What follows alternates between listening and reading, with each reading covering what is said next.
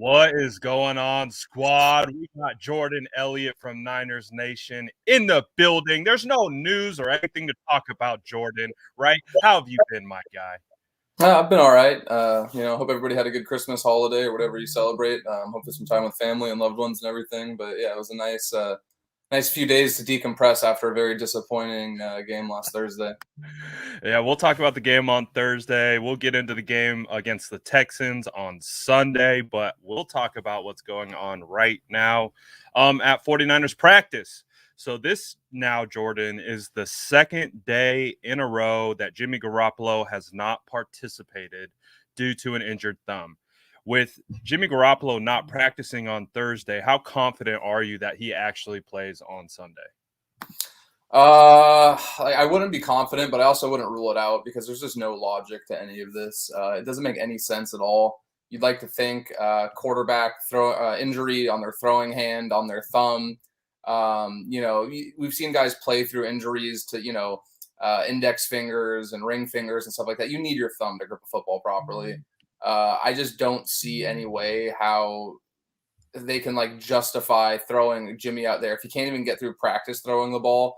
All the reports we heard from people who were at practice yesterday were that he couldn't even get through the little throwing session they had set up to test it out. So he shouldn't play, but I also wouldn't rule it out because for whatever reason, they haven't.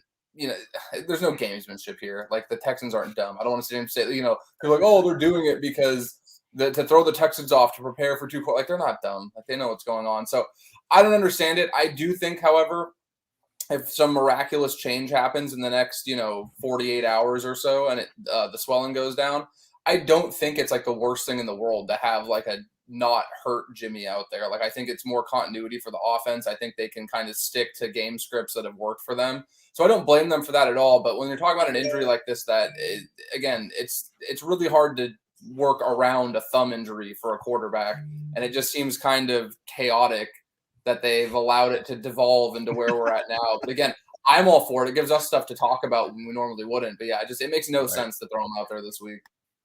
Absolutely. So I do want to see from the chat. Let's see what the chat has to say. If you guys had to decide who was going to be the quarterback against the Texans, Jimmy Garoppolo or Trey Lance, drop your guys' answers in the chat. I want to see how you guys are feeling today on this beautiful Thursday, because obviously there is a lot up in the air. We don't necessarily know for a fact. We've seen crazier things. We have seen crazier things. So there is a realm and a world where Jimmy Garoppolo does, in fact, get the start. There is a realm and a world where Trey Lance gets his second career start. So it's going to be very interesting to see. As you can see in the chat, it is leaning heavy for Trey area. The Trey Lance era could be upon us. We will find out, though. What do you think it's going to take for Jimmy Garoppolo to play? Does he need to at least log a limited practice on Friday? What are your thoughts on that situation? No, I don't think he needs to practice. I just think that if they feel confident that he can grip the ball and he can throw it without it majorly affecting his ability to throw the ball, then I don't think it'll be a problem. My concern would be that he didn't look great throwing the ball against Tennessee before he hurt his thumb. So Right. it also, I'm not Kyle Shanahan. Kyle Shanahan's clearly stood by him for the season, and he's made it very clear that he's the guy. So my perception of it is much different, obviously, than the guy who's making the decision. But I don't think that they need to see him practice. I think he's been around long enough. He knows the system. He can do, a lot of the game planning virtually and tape and walkthroughs and all that stuff. A lot of it's just mental stuff throughout the week. So I wouldn't be surprised at all if he has some miraculous, throwing session Saturday if they put him out there. But it seems much more significant than that. And again, it just seems like a situation. Because if I remember correctly, it was the same thing going into the Arizona game. They went down to the last minute where he could play, he could have this miraculous, recovery and play. And the Cardinals did the same thing later in the year with Kyler Murray, where they're like, don't rule him out yet. He might come in and play. And he missed an entire month. So it's just kind of obnoxious that we see these injuries where it's I don't expect the team to be, come out right and say this player is they don't gain anything from doing that. But there's also like a certain level of common sense we all have to have with this, where it's like, okay, it's, I'm not a doctor and I'm not going to pretend like I understand half the stuff that I've read about this, but I did see that it was on the better side of things with this injury because it was stable. It wasn't a complete fracture. So he might come back sooner rather than later, but for him to come back 10 days after it happened with it swelling up the way it has, it just doesn't make sense in my opinion, especially if they are that adamant about having him be the guy on a potential playoff run. You should be able to beat the Texans with it. You should be able to beat the Texans with Nate Sudfeld. And I'm not even trying to take the Texans lightly. It's just the matchup favors the 49ers heavily. The 49ers are a team that can run the ball very well. Obviously, they have a very dynamic running game, and the Texans can't stop the run. They should be able to run. Like, they could feasibly win this game with you back there at quarterback, right? And that's no disrespect to Brad Graham. Hey, I got a firearm, all right? I got accuracy. I throw darts. We throw back shoulder fades all day. Let's go, fam. So it is going to be very interesting. But this kind of popped up in the chat, and I think it's actually kind of a good question a little bit. Would you rather have 100% Trey? I know where you're probably going to lean, but I want it for the fans and for these people listening. I want to hear your thought process on it. Would you rather have 100% Trey, or let's call it 80% Jimmy? Which one gives the 49ers the best chance to win this Sunday specifically? This Sunday, I obviously am like very outspoken about how I feel about Jimmy Garoppolo, but I do think that he's capable of, if he just stays out of his own way and doesn't make the dumb mistakes that we saw him make against Tennessee, he can get the job done against a team like the Texans. So it's not necessarily that I don't think that 80% Jimmy Garoppolo could get it done. It's just more so the Texans' biggest weakness is defending the run. They are terrible at doing it. They've had issues with it for the majority of the season, especially when they play good teams who are good at running the ball. So obviously Trey Lance adds a dynamic element of being an additional runner that you can mix in with these guys, with Jeff Wilson getting hot. Deebo Samuel's obviously going to get some looks. I haven't heard anything yet today about Elijah Mitchell, but I did hear that it was trending in the right direction. I don't know if he's going to play this week. So yeah, I mean, 100% Trey Lance gives you the ability to run the ball 45, 50 times still. And, as much as people hated the design quarterback runs that they did against Arizona the first time, like that's part of why they took Trey Lance. Like I can promise you, they didn't just say like, oh, we're going to draft this guy who's this dynamic elite runner just to stuff him in the pocket and not let him do that. Like that heavily factored into why they brought him in. And you're going to see that next year and the year after probably, and for quite some time, because that's part of what makes him so skilled. So I think 100% Trey Lance gives them, a better chance just based simply on the fact that it plays into the matchup. But I also wouldn't be upset if, Jimmy went out there and threw for 130 yards and like a touchdown and no picks or so, like if they should be able to win this game regardless of quarterback is the point I keep coming back to. So it really shouldn't matter. The really interesting decision to me will be the following week when they have to go to LA for week 18. And again, I don't want to just act like it's an automatic win. No wins are guaranteed. I'm sure nobody thought that the Texans would put 41 up on the Chargers last week, but I just think that this is kind of back to that Falcons game where it was the same thing where there's a bad defense. Kyle gets in his bag as a play caller. The running game's firing on all cylinders. The offensive line's been fantastic all season. They should be able to take care of this with either quarterback. And if they don't, frankly, they deserve the consequences of missing the playoff, which is likely what happens if they don't win this game. I think the 49ers have been living with the consequences of keeping two quarterbacks on the roster. It's been an up and down year from that position, obviously, from on the field, off the field standpoint. It's quite a wild ride over Christmas. It would be remiss to not at least talk about it. What was your whole thought process and kind of just like high-level overview of kind of those last couple of days? Again, the really tough loss for Jimmy Garoppolo against the Titans, the liked tweet by John Lynch, now the information with the injury. What do you take about? What's your thoughts on it? I'm extremely grateful. I had the ability to spend time with, I got great gifts and great presents from people. I got to spend time with family and friends. The best gift that I received of all during this past few days was that tweet from John Lynch, because of the amount of I think it really exemplified how wild this social media age is. This year in general. Dude, it went from literally me seeing a couple messages in group chats and a couple people on the timeline to 10 minutes later, I'm getting Bleacher Report notifications on my phone. And it's incredible that one minor thing that somebody just happened to notice could snowball into something where John Lynch is calling Jimmy Garoppolo on Christmas Eve and being like, hey, bud, I hope you know this was a mistake. I don't want to speculate on how it may have happened. I'll be honest, there's times where I'm scrolling Twitter really fast and I accidentally, like something. But when I do, I notice it and I immediately unlike it if it's not something I wanted to like. So I will throw that out there that, yeah, I totally understand you may be doing it on accident. Not catching it entirely is a totally other thing. Maybe he misread it somehow. And, I don't know how you could misread a tweet like that. I'm trying to think of ways that, to justify how that may have happened. I mean, he got tagged in it. It could have been a pocket open, but again, like to the point, like when we just saw it sitting there for about a half an hour and the hype start to pick up, we're like, oh God, the second it hits Bleacher Report, it's a wrap. Then I have to post about it because I saw it early. And I could have blew the doors off, and I was like, you know what? It's Christmas. I don't want to do this. I'll wait till Bleacher Report gets it out. And once it got out, it was just crazy. He had to put out the response. So how it happened, why it happened, I'm sure it was. I believe it was an honest mistake, but just the optics, right? We know how it is. Things don't always line up properly. It's how does it look? And it was a weird look. And then to kind of follow that up with the injury situation on Monday, the no-show at practice, it was a wild. I like how you said that was one of the best gifts that you got. I promise you, I literally was sitting there. So like my family, a good portion of my family moved out of state this past year. So it was an adjustment not having them around.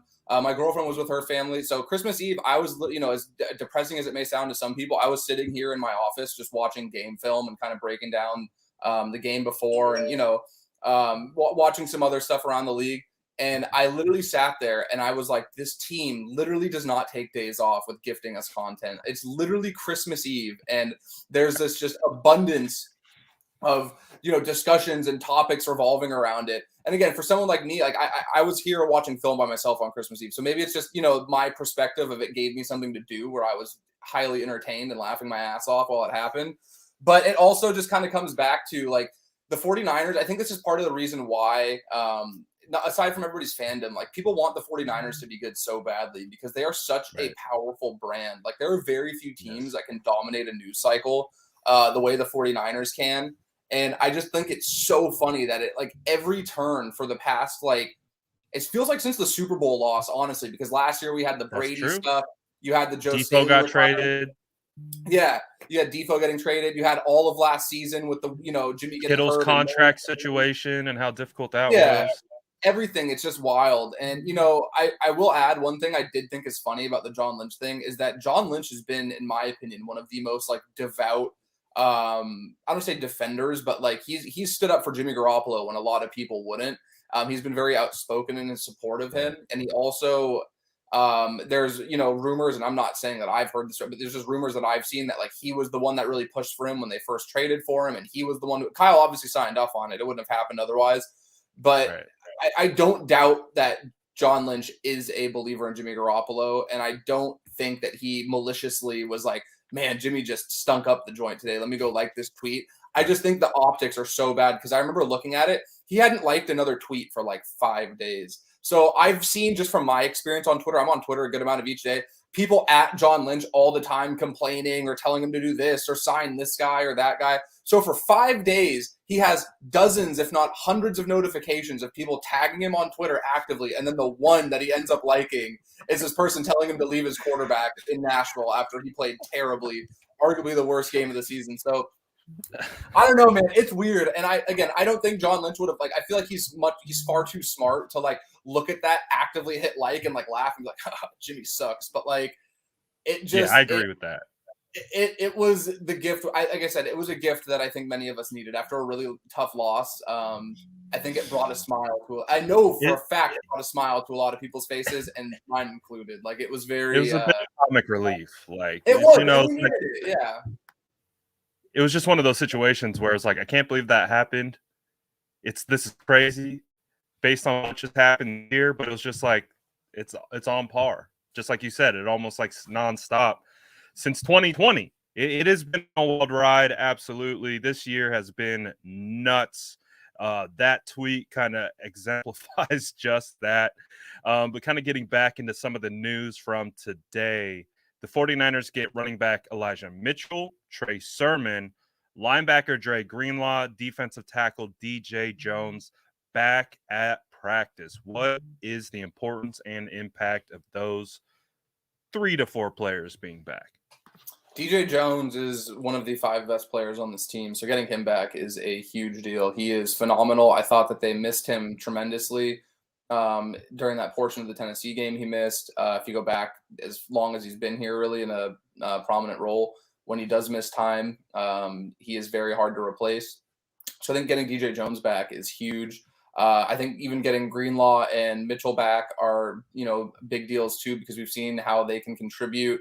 I do think they've been stretched a little thin in recent weeks at the linebacker position. Azeez Al-Shair's out for 2 weeks, I believe, which again is a crushing blow, because I would argue, as great as I think Fred Warner is a top 3 linebacker in the league. He's phenomenal. But this season in a vacuum, I think that Azeez Al-Shair's played like the best linebacker on the team over the course of the whole season.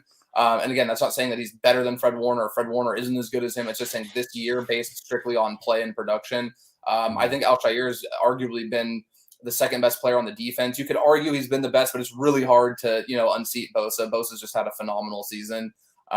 So it's going to be nice to get some of that depth back, because they have been tested in that area. But I think DJ Jones is the biggest one, because again, I will say it to anybody who was willing to listen. DJ Jones is one of the 5 best players on the 49ers, and he is somebody that they need to move heaven and earth to keep next offseason, because while it's not flashy, these nose techs and zero techs and guys on the interior aren't going to get the flashy publicity that edge rushers get, or, shut down corners get. His impact on the defense is so vital to their success. And I just think that's a player that you would really struggle to replicate replacing. There are guys at certain positions, I think, you can't replace the person, but you might be able to replace the player. DJ Jones is a guy where you struggle to not only replace the person, you're really going to have a hard time finding a guy who's just nimble and agile while being at that size and able to maintain his gap integrity and rush the passer from the interior and, manage to stuff the run the way he does. He's just such a complete player, and I think he deserves a lot more love than he gets. And I think a lot of it, unfortunately, just comes again from the fact that unless you're Aaron Donald, playing interior defensive line really doesn't get, much publicity from casual fans or people that aren't, super locked into football all the time. I think you have a good point about the off-field element. I think DJ Jones is beloved in that locker room. I think they always talk about who's one of the more funnier guys in the locker room. DJ Jones is always at the top of the list among players. I think he is really loved in that locker room. And on top of that, the play has been pretty dang good on the field, especially with no presence from Mo Hurst, no presence from Javon Kinlaw, guys that they kind of were looking to pick up some of the slack there in the interior. DJ Jones has been phenomenal. What do you think about running back Elijah Mitchell coming back, especially if Trey Lance does get the start here against the Texans? Do you think the resurgence of Jeff Wilson with the combination of a healthy, fresh Elijah Mitchell could really help the young quarterback if that is who is starting on Sunday?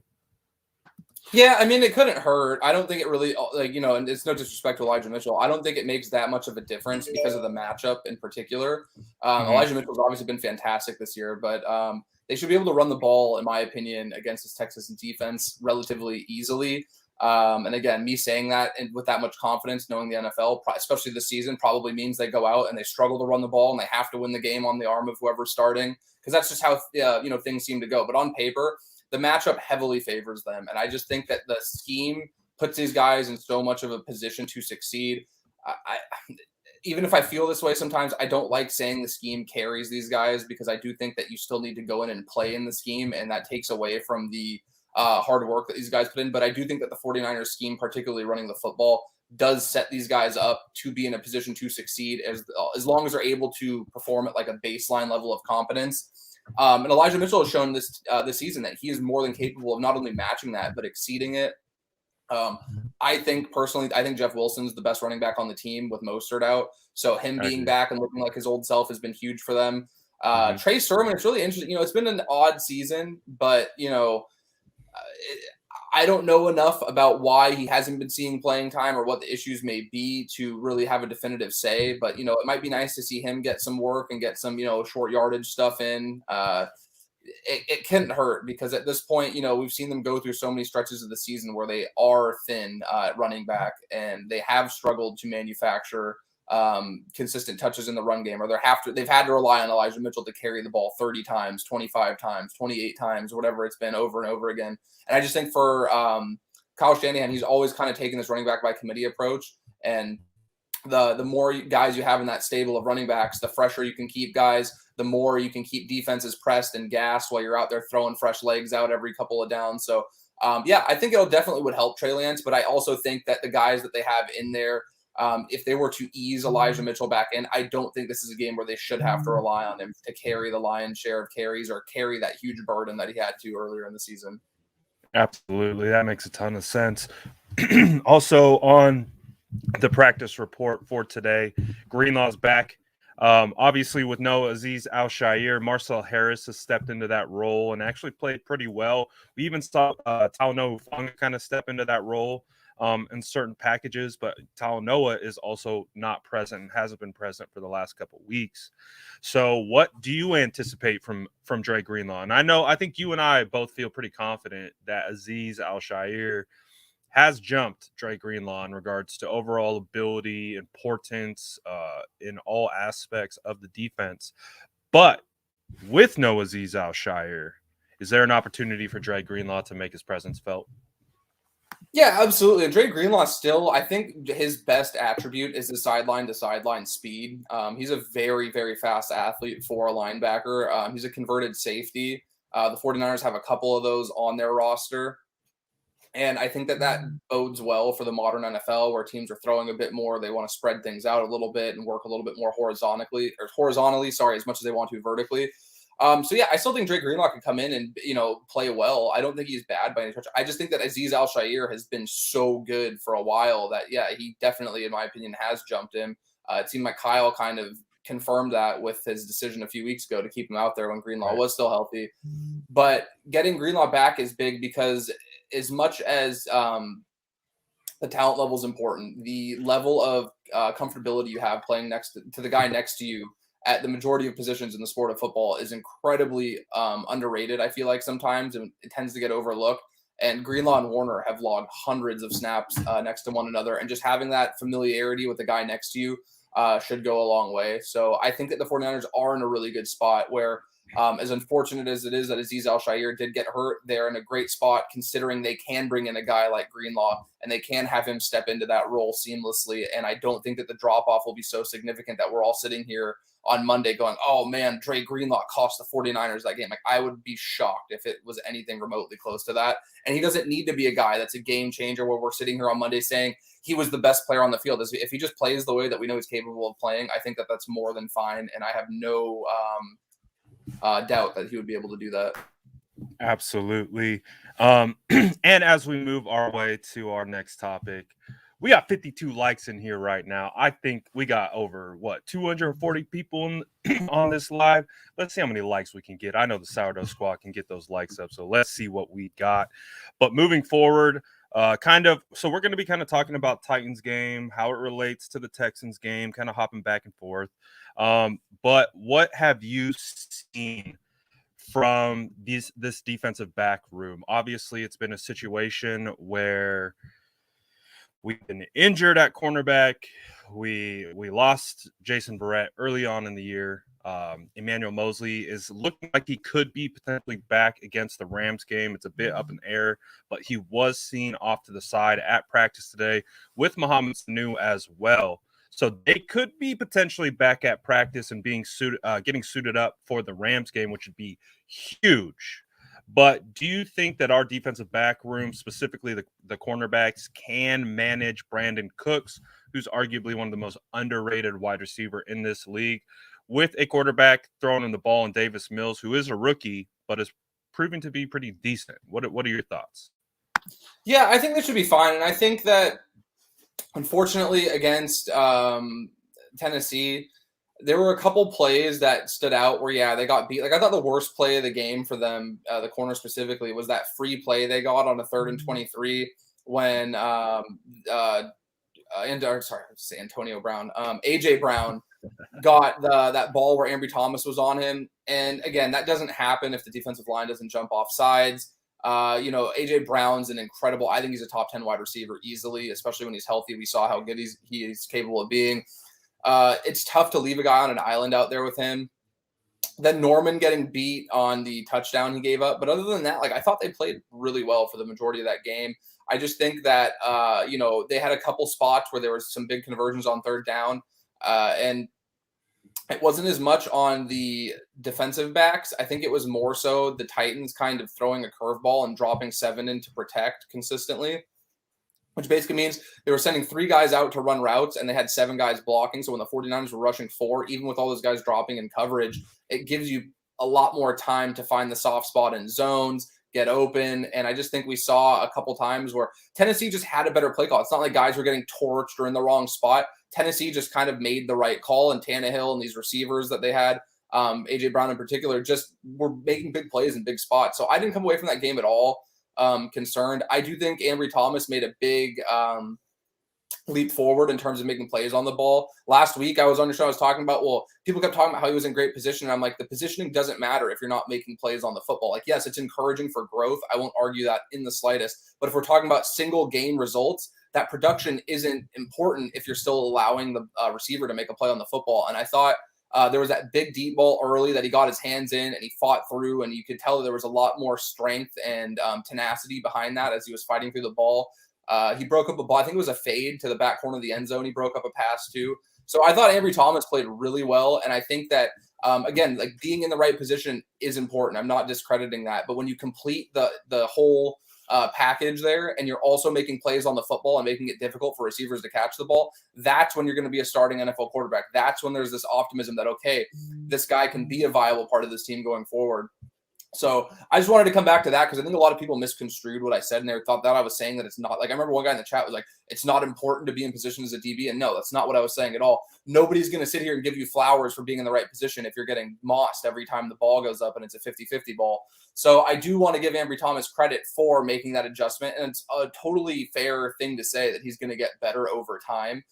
Guys need live game reps to improve and to adjust to the NFL speed. So I just wanted to point it out that my entire point was just that until he completes the full package, I'd be hesitant to, crown him or get super excited. And the fact that he was able to do that so quickly after, I was very encouraged by. So I think that they're in a good spot with him. Mosley being out for a while is kind of concerning just because we don't know when he will be back. But as much as people don't like Josh Norman, like he played well against the Titans in the grand scheme of things. Again, he gave up the touchdown late in the third quarter, but other than that, like, he played a very solid game in my opinion. So I think that they're capable of being a unit that won't cost the 49ers games. Like, yeah, maybe they're not going to scheme and, send 8 or 7 guys and leave their corners on an island consistently and scheme their defense around like shutdown corners like some teams. Like we saw Miami do that on Monday night. The Niners aren't going to be that team, but they are more than capable of not being the unit that costs the 49ers games. And I can't remember the last game where I came away from it and I was like, man, the cornerbacks really cost the 49ers this game, because that's been a narrative that's floated around all season. And I think it's super unfair, personally. We do have a little bit of a squirrel, like mid-level breaking news. I do want to shout it out. Former star linebacker Patrick Willis has been finally named as a finalist to the Pro Football Hall of Fame. Jordan, do you think he makes it this year? Do you think he should have made it? Do you think he will make it? What are your thoughts on Patrick Willis really quick as we go back in the time machine, just really quickly? Patrick Willis is my favorite 49er of all time. He is arguably my favorite football player of all time. He is somebody that transcended the position, and I think was so ahead of the curve in terms of his ability to cover, play with speed, tenacity, ferocity. He was there as the leader in that locker room through a few rough years when he first came into the league. For someone such as myself, I'm 26. So Willis was kind of what, when I was in middle school and, coming up through high school and stuff, he was the guy on the 49ers. Like, he was there, in my opinion, the best player, arguably the best player in his position in the entire league. A lot of people tend to side with Ray Lewis. I think Patrick Willis is the best middle linebacker that I've ever seen. And keep in mind, I'm 26. So for all these people that are like, what about, Singletary and Butkus and these guys? Like, I didn't watch them play. I don't like speaking on guys I didn't watch play because I feel like you just run with other people's narratives. But for what I've seen with my own eyes, Patrick Willis is the best middle linebacker I ever saw play. And I think it's a complete travesty that it's taken this long to get him into the Hall of Fame. because especially when you hear guys around the league, obviously popularity plays into it, relationships play into it, but you can tell when guys are genuinely giving another player flowers and they genuinely are speaking at a level of, when I went up against this guy, they earned my respect. And Patrick Willis is a guy who I consistently felt like always had the respect of his peers, had the respect of his teammates. So yeah, I am really happy for him. I'm super ecstatic. I don't know where Brad went. I assume he will be right back, here. but Patrick Willis. I had to get the Patrick. I had to get the P Willie out. Hold on 1 second. I'll get something for you. Yeah, go get yours. I had to get the P Willie. I mean, I've told the story about this jersey. Like, this was the first jersey I ever purchased with my own hard-earned money as a young kid. I think it was like 2012 or something like that. Patrick Willis, I mean, if you're a 49er fan, like, he is up there with, Joe Staley, Ronnie Lott, like Frank Gore, like 49er greats, man. Patrick Willis has really embodied. Let's go. We're showing love for the GOAT because he is the GOAT. Let's be honest. I agree. I think Patrick Willis was the best linebacker, one of the guys who really changed the game. He played with so much ferocity. His intensity was unmatched. So I love that he finally got in. Obviously, I agree. There's more. I think his sudden retirement, probably had something to do with it taking this long for him to be named a finalist. But the traction is heading in the right direction. Shout out to GOAT. We love Patrick Willis around here. And, of course, if you are a 49er fan, I'm sure you do too, especially if you were a fan during the when was he drafted? Was he drafted 07? 2007, yeah. Yeah, so, I mean, that was I graduated 07 in high school, so, like, that was, like, peak football time for me. So Patrick Willis really was and really embodied what it is to be a 49er, and his legacy will last forever. That dude is a freaking GOAT. So big congrats to Patrick Willis for being named a Hall of Fame finalist. That is huge. Obviously been snubbed the last couple years, but that is a step in the right direction. Getting back on track here, tell me a little bit about what you're seeing from Deebo Samuel. Right now, Deebo Samuel, PFF put out this stat. I thought it was hilarious. He has 5 rushing touchdowns of 10-plus yards. I think that is better than and that's more than half the teams in the league have in total. Just tell me a little bit about Deebo Samuel, his importance to the team, because he came back to dominance against the Titans, even though in a loss. He went up over the century mark, put up a bunch of production from the receiver position. What are you seeing from Deebo Samuel? Is he the best offensive weapon in the league, or one of at least? He is an absolute superstar, and I don't like to throw that word around lightly because I do think that it's not something where you can just say, "Oh, guys, having a good season." But Deebo is kind of, we've talked before about like positionless football. He is like the prototype for what I think the majority of teams around the league are hoping to find. An offensive weapon that you can really just kind of get the ball to anywhere on the field. You can get them the ball in space. You can throw downfield. They can win contested catches. We're obviously seeing Kyle line up and use him behind the line of scrimmage. Like, I just think that the way that he's been used is very innovative. The only other player I can think of who is kind of similar, like Percy Harvin for a while. And I think people forget how good Percy Harvin was on the Vikings for quite a bit. But I just think with Deebo, it's so incredible to see a guy that we obviously saw was a pivotal part of their Super Bowl run a couple of years ago, has been a very important weapon on the team, go from a level where we already knew he was a really good player to like, you don't know what to expect now in a given week. Like, he is blowing away the preconceived notion of what a wide receiver, offensive weapon, whatever you want to label him as, can do.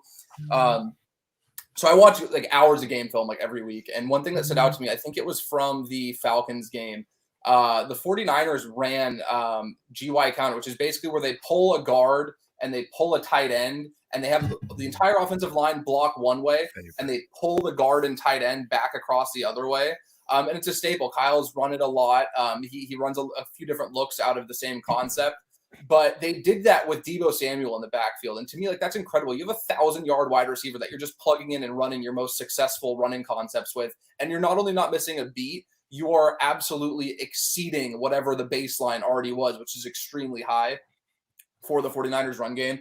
So he's just an absolute joy to watch. One other thing I wanted to point out, and I've tried to find a way to like exemplar or like, find the words to describe what I'm seeing.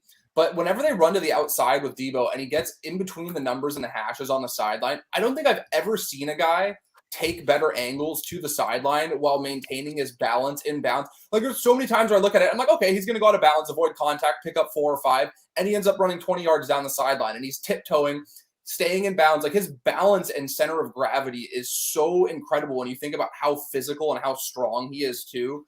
So I love watching the guy play football. It's literally an absolute joy to break down his game film every week because I can't think of another player like him.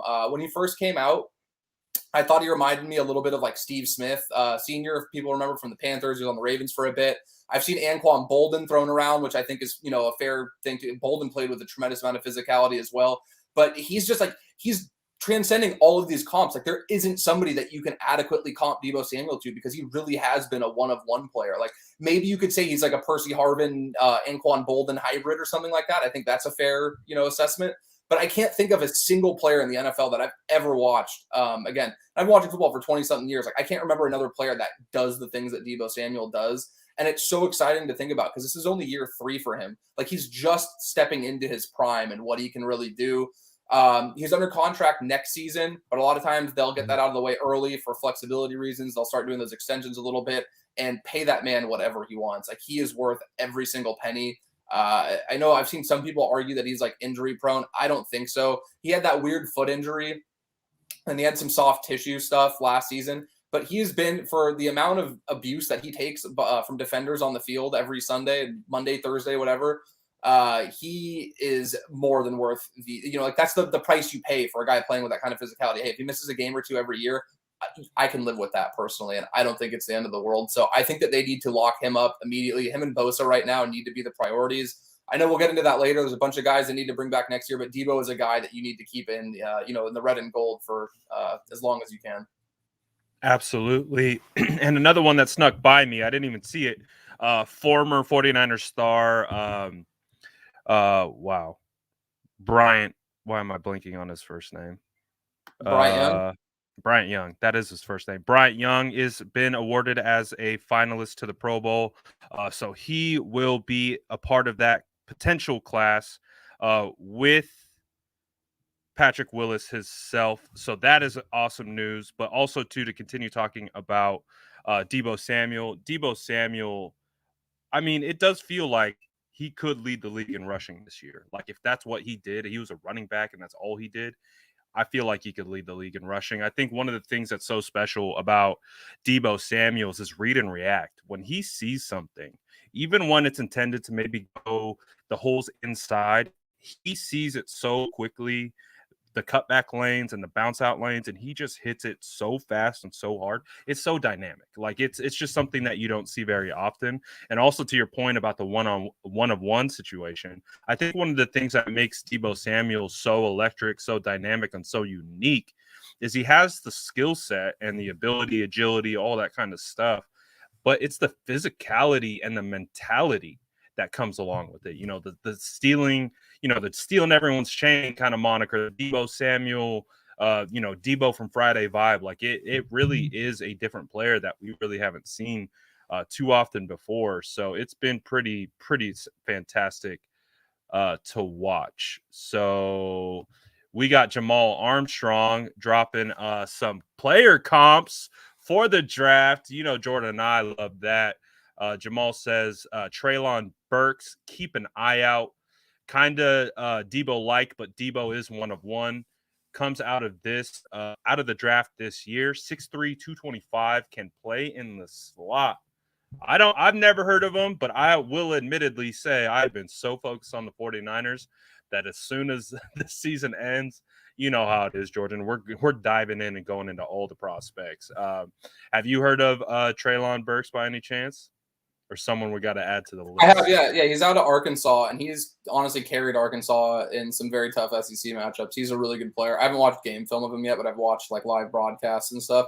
Yeah, he's a really good player. And Jamal is a very smart individual. So anybody he recommends for the guys watching, if you hear him say that, you definitely want to check it out.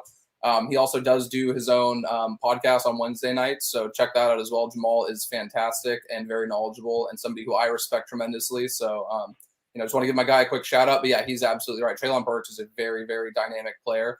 And I think we're going to see a lot more of these guys in college willing to take on that kind of hybrid role where they're willing to take snaps out of the slot, out of the backfield, out wide. We saw Demetric Felton, a guy out of UCLA, was a pretty dynamic player. I think Burks will be drafted a little bit soon. I think Felton went like the 5th round or something like that to Cleveland. Yeah. But I really liked him in the draft process and then you saw him in the Senior Bowl where Brad and I will be in about a month. I'm extremely excited. But yeah, these guys that can do that are so important to, again, this modern NFL where you want to stretch the field both ways and get defenses uncomfortable by putting playmakers out in space like that.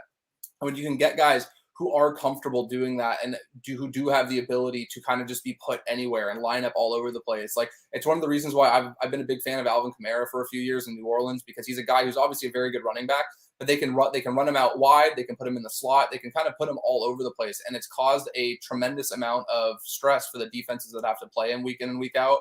And he was a 3rd round pick. And I'm not saying you can find a guy like that in the 3rd round every year, but there are these guys that can be found out there. Deebo's a 2nd round pick. I'm sure if you go back and you redraft that, you'd be hard pressed to find 10 guys in that 2019 draft you'd take over Deebo Samuel. So I just think that that's something that's very interesting, because while there are a lot of innovative and, pioneers within NFL front offices and guys that are forward thinking and, people within the building who are forward thinking, I should say, I do think that there still is a bit of a gap in terms of like the value for a player like Deebo Samuel.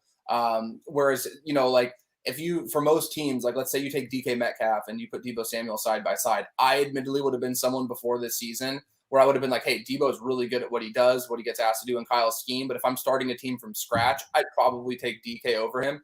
Now I'm completely rethinking that. And I'm sure I'll get killed in the comments for saying that, but that's genuinely how I felt. Like, it's really hard to find a guy who's 6'4", 225 and runs 4.3 down the field. Like, I feel like let's not pretend like Deebo Samuel had a phenomenal sophomore year either.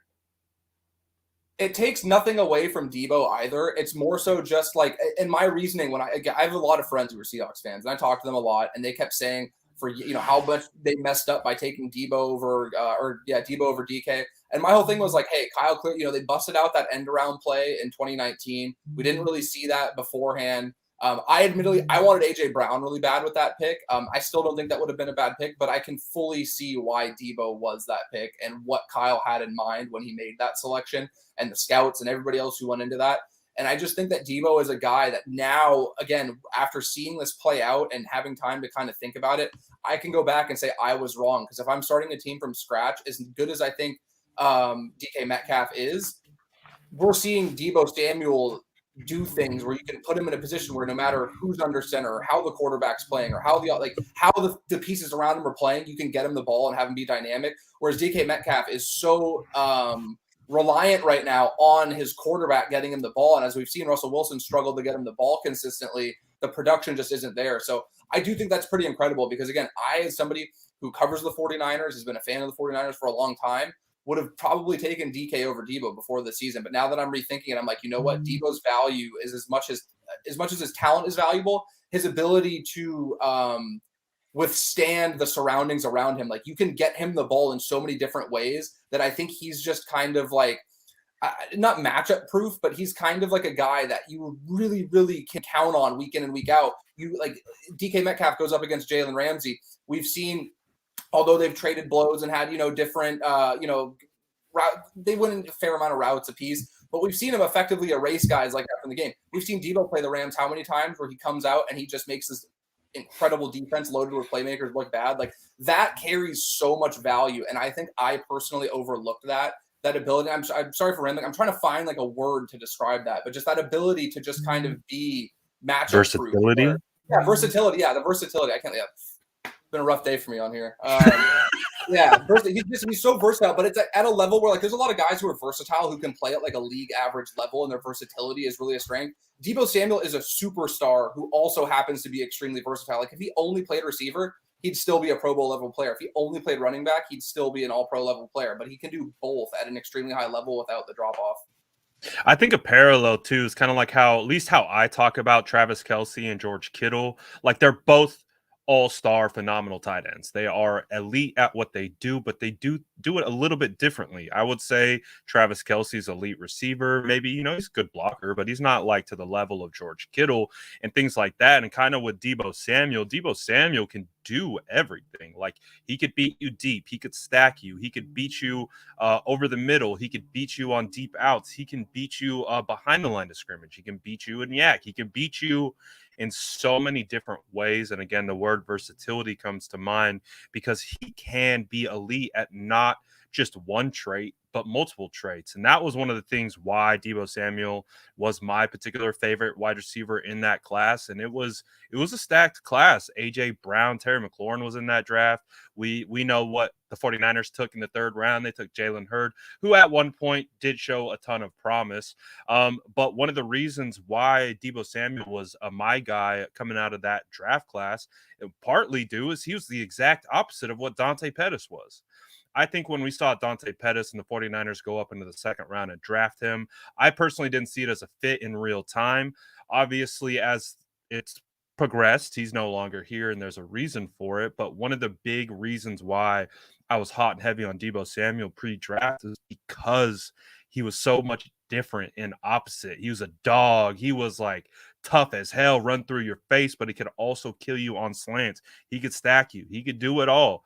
So I think Deebo Samuel has proved to be exactly that. I think the 49ers got it absolutely right. But I also do think you are correct with how you viewed it going into this year. I thought Deebo Samuel could have had a down year. I was anticipating it. I was touting up Brandon Ayuk as the one who was going to have the same, like literally, I called the same production. I just called it for the wrong player. So Deebo Samuel deserves all the credit for really developing his game. On top of that, he is one of the biggest leaders on the team. So Deebo Samuel has been absolutely phenomenal this year. Kind of looking at that Titans game and kind of transitioning it into the Texans, I do want to talk a little bit about the Jimmy Garoppolo play.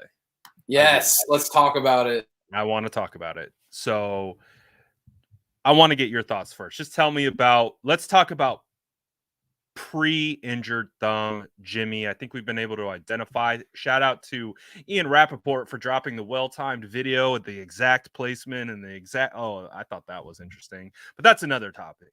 Tell me a little bit about what you saw from Jimmy Garoppolo pre-injury against the Titans. I saw a guy who came out and executed the scripted plays, but I also, admittedly, I was sitting right here in this chair watching the game. And I, scroll Twitter and stuff. I tweet out during the games. Anybody who follows me knows that. And I saw so many people like, Jimmy's on fire, flawless start, perfection. And I'm like, dude, they literally have been throwing slide routes behind the line of scrimmage and they're running down flat. To be honest, they weren't doing too much. Yeah, they weren't. And hey, this is the biggest misconception I think people have is where people think that like when I say stuff like that I'm like, it's an indictment on Jimmy Garoppolo. It is not in the slightest. He's being asked to do that. He's not going to be like, sorry, Kyle, we're not running that play. Somebody on Twitter or YouTube is going to say that I'm not good because of this. Like, obviously not. I get it. But all I'm saying is that I'm not quick to go out and give a guy credit for hitting throws to Brandon Ayuk running a slide route behind the line of scrimmage where there's a defender within the same area code as him. When you're throwing the ball 5 yards in front of you to a wide open receiver, you should be hitting those throws. He did. What I noticed, though, was that they did seem a little, I'm gonna say hellbent, but Tennessee had a really good run defense, and it felt like Kyle wanted to show that he wasn't afraid to run the ball and show looks where it looked like he'd be running the ball, where they were coming out with a lot of these play action looks and getting Jimmy out on naked boots, throwing to the flat. So I thought the game plan was really good. I just remember sitting there kind of when I saw all these tweets and stuff where they're like, oh, he's flawless. And I'm like, I don't know about that, man.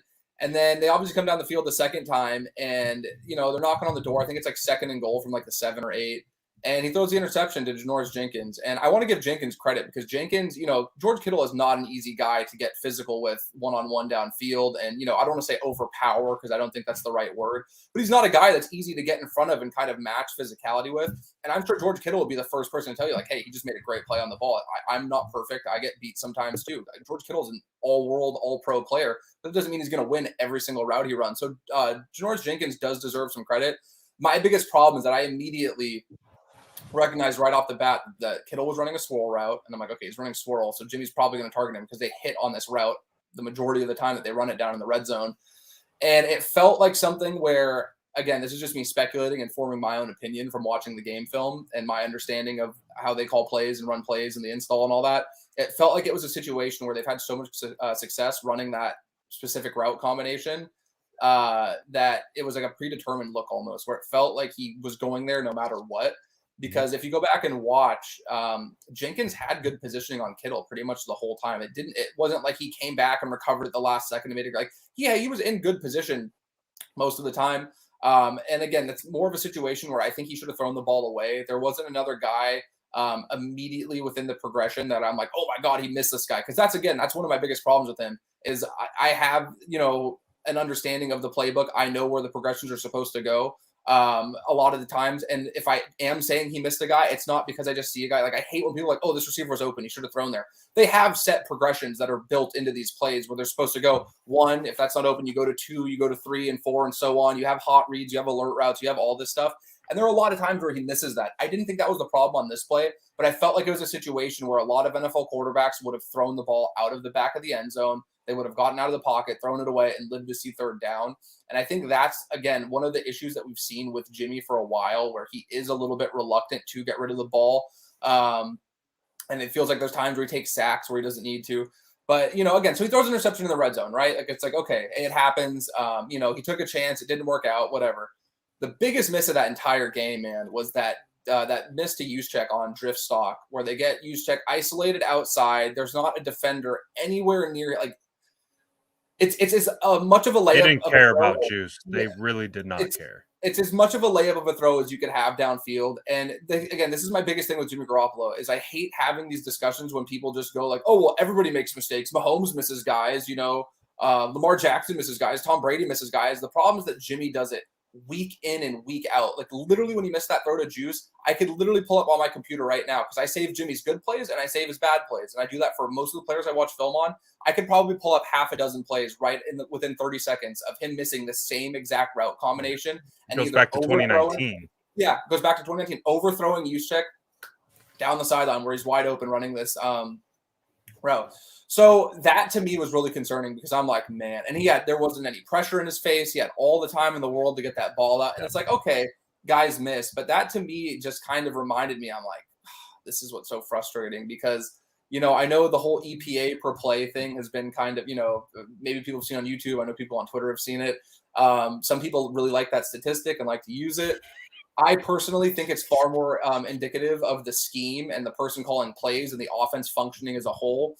Because if you go back to those first 2 drives, I actually did a thread about it on my Twitter. The handle is right here on the screen if anybody wants to go look at it, where I put the coach's film for all 8 passes that Garoppolo completed when he started 8 of 8 before that interception.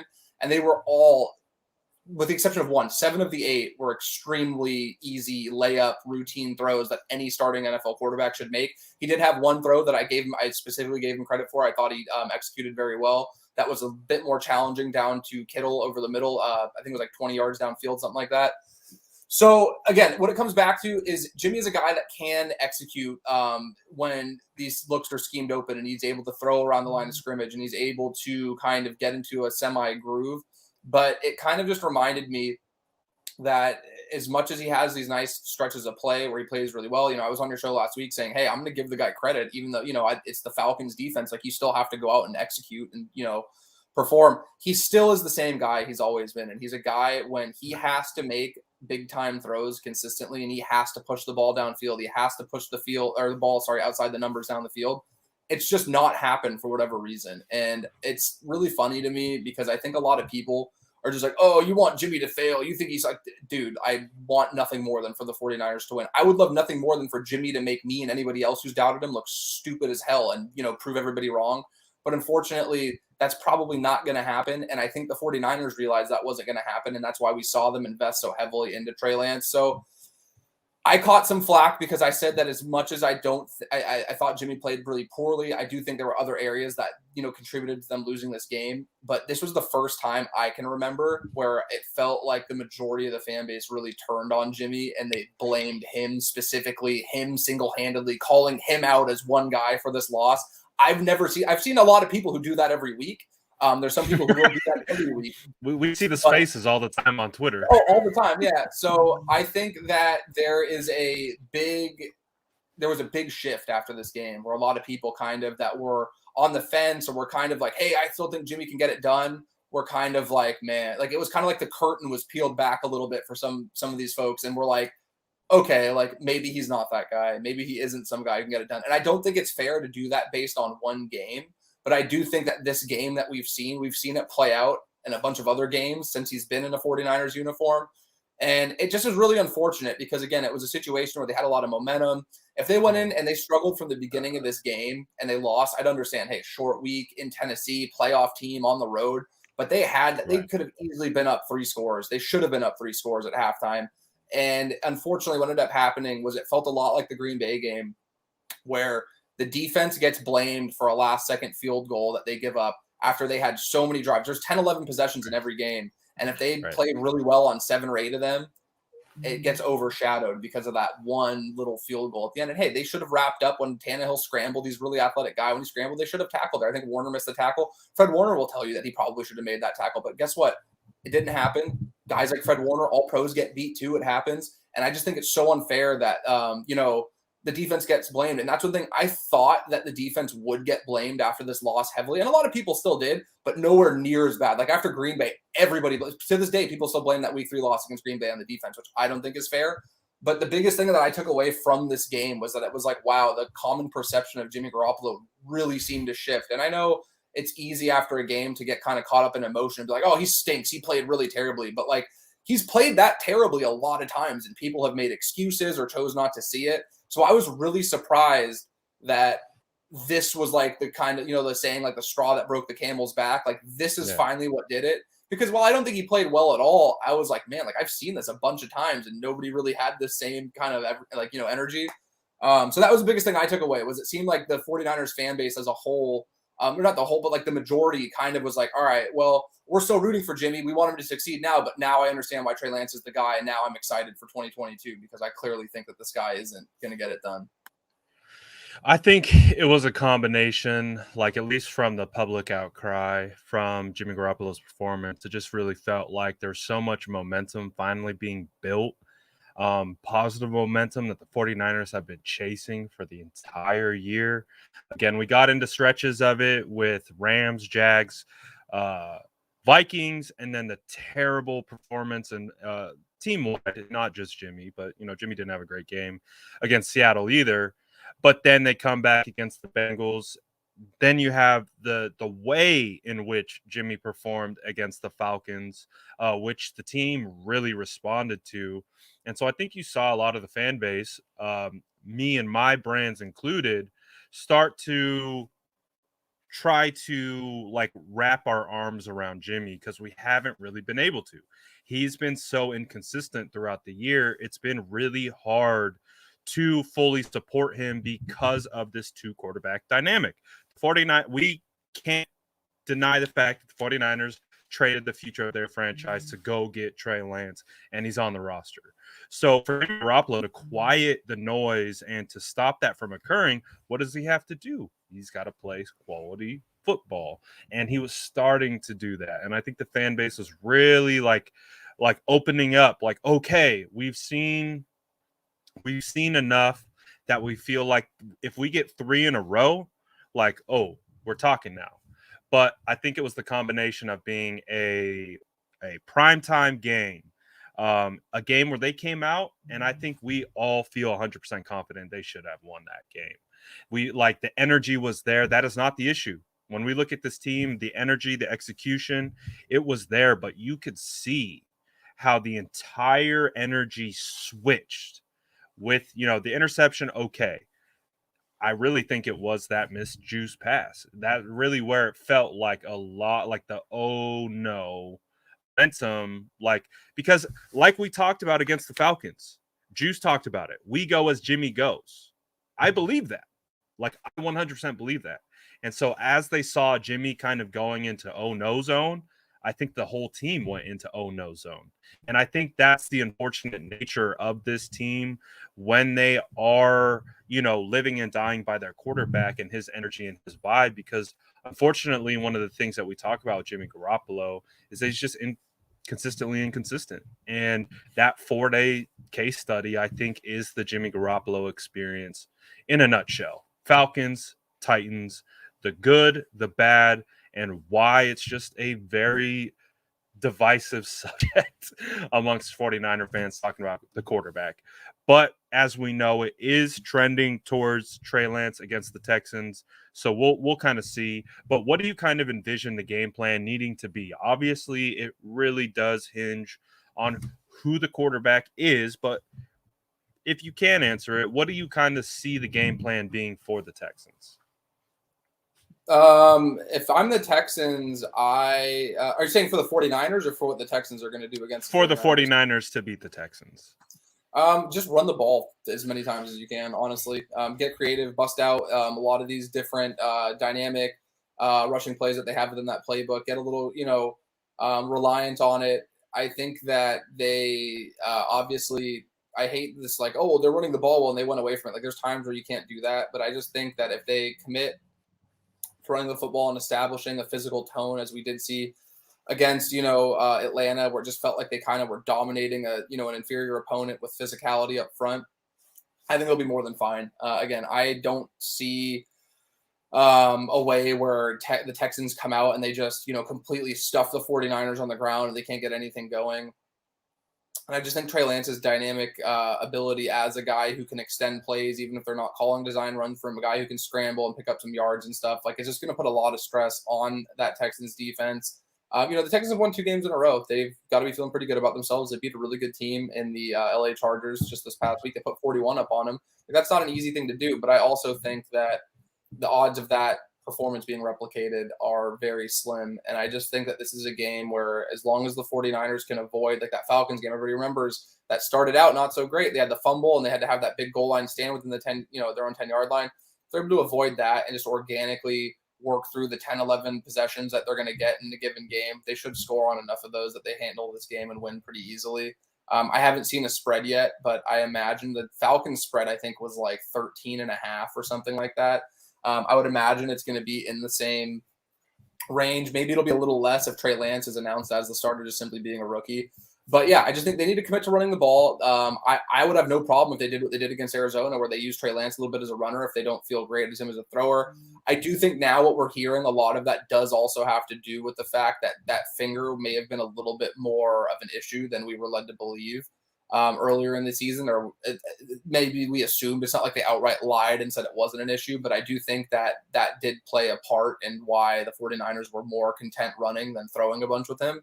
But, Trey had some really good reps in that Arizona game where I saw a lot of promise and a lot of potential as a guy who they can get out on some bootlegs and extend some plays and push the ball downfield and make a defense respect his arm a little bit and his willingness to take shots downfield. So, like I said, in terms of a game plan, just be physical, be aggressive up front, really set the tone early and kind of don't give the Texans chances with, bad turnovers and bad penalties and kind of breathe life into an inferior opponent. And that's much easier said than done because we've seen so many times this season where they unfortunately do that.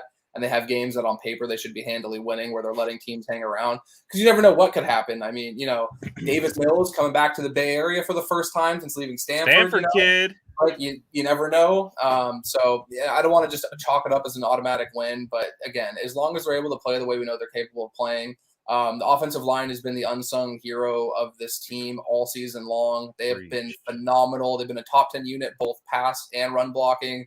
So if those guys come out and execute the way we know they can and dominate up front, they're fired up. Jimmy G got them all Don Julio and iPads for Christmas. So these guys are feeling the love. Maybe that'll translate into some, some better protection up front. Yeah, it's been really good to begin with. So it's not like, that's what they've been fired, be bribed here or anything. But I'm just saying, maybe they come out and they're a little bit more fired up to protect their guys. They're feeling pretty good with all these gifts they've been given. So yeah, I think they should handle it pretty well. But again, it depends. Just like you said, it depends on who's starting. It'll be different. But even if Jimmy starts, they should be able to run the ball a ton. And if they're able to execute on 3rd and short and convert on 3rd down, which they've shown, they are capable of doing when they get into grooves, I think they'll be more than fine. Absolutely. I wanted to get your thoughts on the playoff situation. Obviously, the 49ers got a huge handout and help from the Dolphins beating the Saints. The Saints are going to be getting a lot of players back from the COVID reserve list, so they have an opportunity to win their matchup this week. Obviously, some things need to happen with the Eagles game, but the 49ers do have an opportunity. They do have an opportunity to clinch their playoff spot, that being the 6th seed. What team don't you want to face? And we'll start there. What team don't you want to face? Obviously, they don't really have a choice, but Tampa Bay would be number 1, and it's not for the reason I feel like a lot of people wouldn't. It's not because, and I respect the hell out of Tom Brady before I say this. I think Tom Brady is a phenomenal player, but it's not because I wouldn't want to face Tom Brady and that offense. It's that Buccaneers rushing defense, which has been amongst the top in the league for going on 3 seasons now. They provide a very, very difficult matchup for the 49ers, where I could see them really giving them fits trying to run the ball. We obviously know that's the strength of this 49ers offense. And if you get into a position where a rookie on his 3rd start or 4th start, or a Jimmy Garoppolo with maybe not 100% thumb, even Jimmy at 100%, having to throw the ball 30, 35 times, I wouldn't feel great about it. So I just think that on paper, I wouldn't feel great about it. But I also do think that, there is a world that exists where they would be able to somehow find a way to scheme downfield and take advantage. Because the Buccaneers, people don't talk about it that much. They've had way, way more injuries and issues in their secondary than the 49ers have had this season. And they've somehow managed to stay afloat despite that. But it still is an issue. And if you play if they play LA or Dallas, those teams are far more suited, I feel like, to take advantage of that. Where, again, the 49ers' strength always will be in running the football. And that Bucs defense isn't just good against the run. They are, phenomenal, incredible. It's astounding how just technically sound and efficient this defense is when running the ball and taking that away from opposing teams. So that, for me, would be the biggest one. Then on top of it, too, you are playing Tom Brady. Nobody wants to play Tom Brady in the playoffs. I've seen people oh, bring me Brady. No, dude. Get your likes on Twitter. That's fine. Nobody in their right mind. Get your engagement in. Yeah. Nobody wants to play that man in the month of January or February, and that's fine to admit. He's been doing it for 2 decades now. There's nothing wrong with saying that. But, I don't want to say it doesn't matter who they play, because if they make the playoffs, that's a victory. But to me, it honestly kind of is. I saw the Rams report, or one of the guys in the chat earlier was like, man, 26, you haven't been able to experience any glory as a 49ers fan. Yes, dude, it's been mostly pain for me. I can tell you, it has been a rough go around. We've gotten close to glory. Yeah, we've come very close. And I've had some great moments. I was there for Pickett the Stick. I was there for the Vernon Davis touchdown against the Saints. I was there for some really, really fun games, man. My dad had season tickets for 30 years at Candlestick. So I grew up going to games, watching a team that never made the playoffs for the majority of my childhood.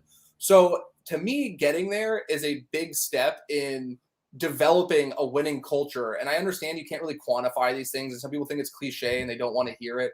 But if you look at the playoffs, if you look at these teams that are consistently, Baltimore is pretty frequently in the playoff picture, Pittsburgh, New England, Seattle, these teams, Green Bay, every year are involved where they're either in the playoffs or they're making a push at the very end.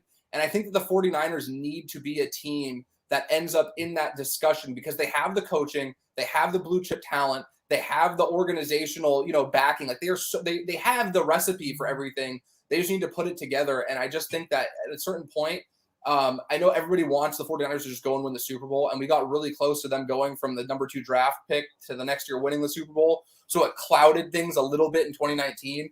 But at a certain point, I'm all for progress and, taking baby steps and having a little bit of growth here. And I just think getting into the playoffs this year, maybe you could do it again. You could do it 2 years in a row. I understand it's not quite the same as a Super Bowl victory or a conference championship appearance. but it's a start. And the 49ers have made the playoffs 4 times in the last 17 seasons, and 3 of them were under Harbaugh back to back to back.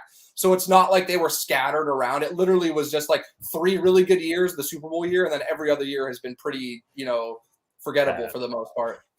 So absolutely, yeah, if they make the playoffs, I honestly will be happy with that. And if they get blown out on the road in the playoffs, if they go out and they do that, as long as they're playing, if they go out and they stay out of their own way and they just get beat by a superior opponent, I wouldn't have any problem with that at all. I would say it was a successful season, and I could understand why they shelved Trey Lance until 2022, because again, getting to the playoffs and building that kind of culture and that kind of reputation is way more important, I think, than people tend to give it credit for.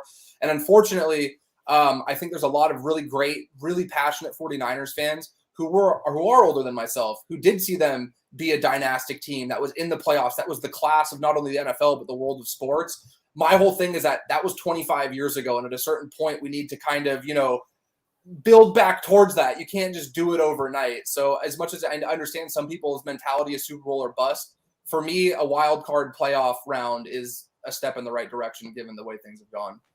Absolutely. And what have we heard during the Fire Kyle Shanahan era that happened between weeks 3 through 7, when that was the hottest talking point in 49ers land? They referenced the playoff record, right? Quite a bit. They referenced the runs to the preseason only being, or not preseason, postseason with it only being one, and that being in 2019. So we all heard the argument, 2019 is the outlier, those kinds of things. So I think to your point, 100%, this is an organizational thing. It's a culture thing. It's they just need to kind of we understand what it is. They need part of it. It's marketing. It permeates through the entire franchise. It's something you can hang your hat on. It's something talking about the 49ers and the offseason and Trey Lance starting in 2022, taking over a playoff team. It changes the perception. It changes the energy that's pushed towards you. So I agree. I think the 49ers have to make the playoffs, especially if they can do it within a year that has been so tumultuous. Let's call it what it is. It's been a hard year. There's been lots and lots of ups. There's been lots and lots of downs. We've gotten it all this year. So if the 49ers can get into the playoffs by any means necessary, that's what we want. And again, there's no draft pick to play for. It's not like we're over here saying oh, well, doesn't matter, sail in the season, start Trey Lance, build up a draft pick and get another blue chipper in the first round. That's not happening. It is not. Can I say real quick too? Sorry. I was going to say, I think so. I do think it's funny that there's people I read the comments when this goes on too, and it's saying that we don't know football because we're shooting for a wild card win. Let me tell you, when the Niners don't make the playoffs for 13 out of 17 years, it's really tough to be in a position where you're they have to win the Super Bowl. I don't think it takes away from anybody's fandom to understand that it's extremely difficult and 31 teams every year don't win the Super Bowl. And the last time that the 49ers won a Super Bowl was 1994, man. So it's kind of again, I respect the older 49ers fans. I grew up tailgating with them at Candlestick. I totally understand the prestige that a lot of you guys have. But at the same time, too, some of us like to live in reality and understand the fact that you don't just get to say, oh, they're going to win the Super Bowl. That it's not how it works. 31 teams a year. If 31 teams a year felt like they were failing for not winning the Super Bowl, it would be a really dark league to play in. It would be very gloomy and very depressing, and that's just not the way things go. I think a lot of these players, while they'll say, oh, it's championship or bust, it's at a certain point, the 49ers wouldn't be 8-7 right now if they were a team that should have Super Bowl aspirations. At a certain point, you have to kind of remove the goggles and understand the fact that you have to steep your expectations in reality. So you can have whatever opinion you want, but I do think that it's kind of an outlandish take to say you don't know football because you think a team that never makes the playoffs should feel good about getting some consistency and making the playoffs. Because I personally just think that, you're going to set yourself up for failure. If your whole mentality is, God, the 49ers have to win the Super Bowl this year, it's probably not going to happen. Most teams going to the playoffs every year aren't going to win the Super Bowl. One team out of 32 does it every single year. And I just think, again, that 2019 season, so much went right for the 49ers in that season to get them into that 1 seed, to get them into that spot. And again, they played really well. They were a really, really good team, and they still needed so many things to break their way to have that happen. so much of this is outside of the team's control. So yeah, forgive me for saying that I think it would be a big deal if they made the playoff. Well, if they make the playoffs, it's a big deal. I'm not saying that they should just only shoot for a wild card win, but you should feel pretty good about the fact that this isn't ending in another season where we're sitting here talking about how Kyle Shanahan's 6-10 or 4-12, or we need to find a new head coach. And again, maybe that's just my perception because I've been clouded by watching 25 years of them just not be very good for the majority of it. But at the same time, too, like, it's okay to acknowledge that, hey, maybe this team is 8-7 for a reason, because I just saw King Geo's comment. I agree, dude. I've said all year in my articles for Niners Nation, like, man, this team's really talented. They're way too talented to be doing this. But at a certain point, we're in week 17 now, and they're still making these mistakes. They are what their record says they are. Exactly. They are what they are at this point. And I totally agree with you. Like, I think they could take there's not a single team in the NFL that I think outright I would just go into like the Niners have no chance to beat them. They are talented enough to match up with anybody, but the odds of them scraping together 3 wins in the playoffs on the road and then going and winning a Super Bowl on top of that are extremely slim. It could happen. I would be thrilled if it happened. I'm just saying, I don't think it's fair to say that, it's unrealistic for that to happen. Like, all of us should be rooting for that, and I don't think anybody here isn't. But at the same time, like, there's decades of historical precedent that show that it's very difficult, and there's very few teams who have accomplished that. And given the state of the 49ers with their injuries, the way they've gotten in their own way with penalties and bad spots and, third down conversion, all these things that we factor into an entire body of work, like, maybe they are a 10-7, a 9-8 team that can sneak a win in the wild card. And I don't think that there's anything wrong with that, considering the alternative has been them picking in the top 10 in the draft, and they don't have that draft pick next year. So yeah, I would feel pretty good about them getting into the playoffs and at least showing some kind of life in that. And again, I apologize for ranting about it, but I just see it far too often. And before the season, I said the same thing. Like, I did a poll on my Twitter in like September where I was like, if the 49ers made the playoffs this year, would you consider the season a success? And more people said no, because they're like, they have to win a Super Bowl or it's not a success. And I'm like, man, these are wildly high expectations.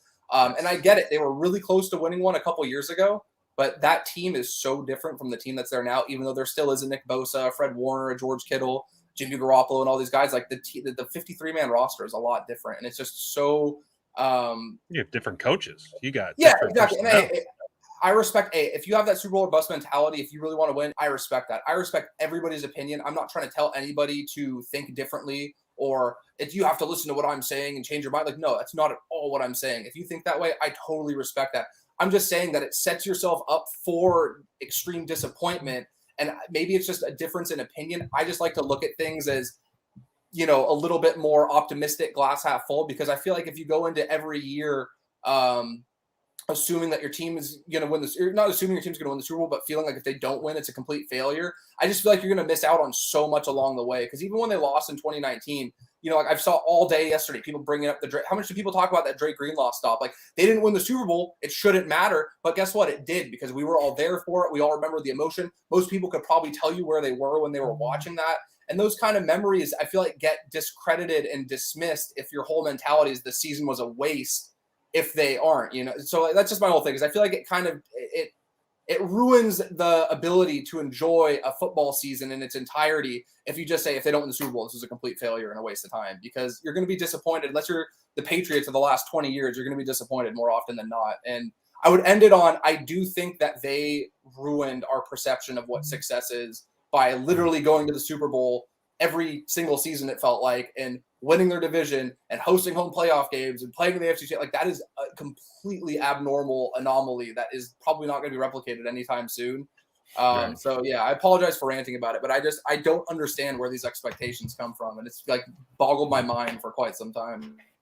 I think that's one of the banes of the existence of the fan base, is just their own expectation. Sometimes our own expectation can be our worst enemy, because if we get it in our heads that we expect something, even though if it doesn't match reality, we'll still get upset about it because they didn't reach our level of expectation. It is what it is, comes with the territory.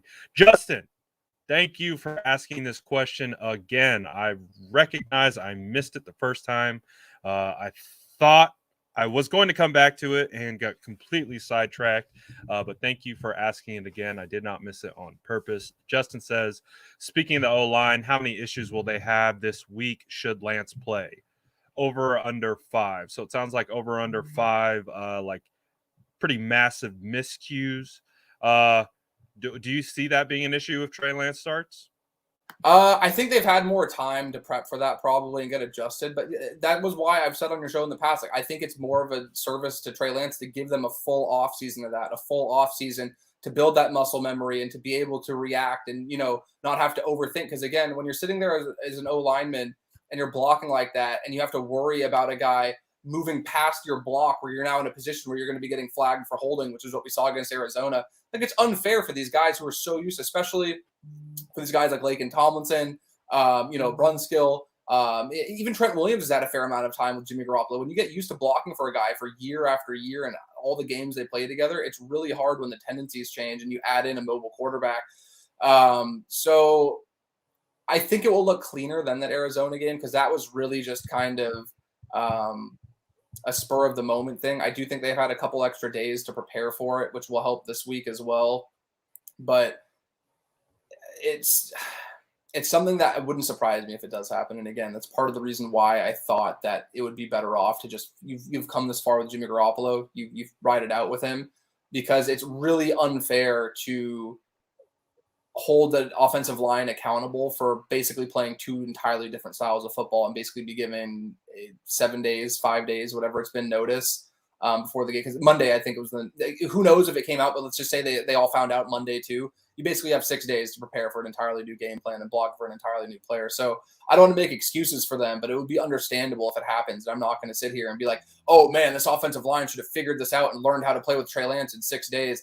Because the other thing I want to add real quick is that there seems to be this misconception that the Niners don't do enough to get Trey Lance prepared in the weeks leading up to a game. The 49ers, like many other teams, especially with the CBA regulations, the amount of time that they are allowed to practice each week, you're putting all of your resources into your first team offense. You're not going to go out there and tell Jimmy Garoppolo to take half the snaps so that maybe, just maybe, if he gets hurt, Trey Lance is going to. You can't afford it. Like that's a luxury that you can't have in the NFL.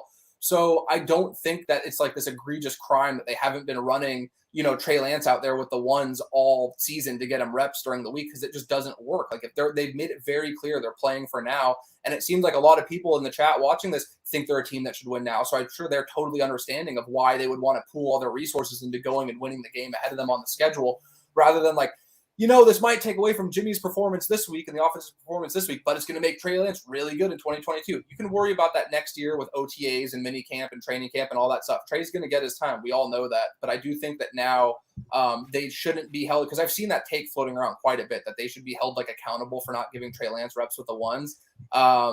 It just wouldn't make sense. And I don't fault them at all for doing that. So. Absolutely. And speaking about the offensive line, will there be issues? To kind of Jordan's point, I think they've had some time to kind of acclimate up until this point. They understand, they see the tape, they do it all. So they have a better understanding of depth in the pocket for Trey Lance's drops, things like that, how they need to adjust their pass blocking angles to ensure they're not giving clear lanes to defensive ends because they're not getting enough depth. I think that was one of the biggest takeaways that I saw from Trey Lance and Jimmy Garoppolo is Trey Lance is typically about 1.5 yards deeper in his dropbacks than Jimmy Garoppolo. And you could see in the Arizona game how the offensive linemen, especially the tackles, were getting to their spot in which they typically would match where Jimmy would set up in the pocket. And in fact, Trey Lance was deeper, and it creates a rush angle. So that's part of the learning curve that comes with it. I would anticipate they're going to be in fine shape with that.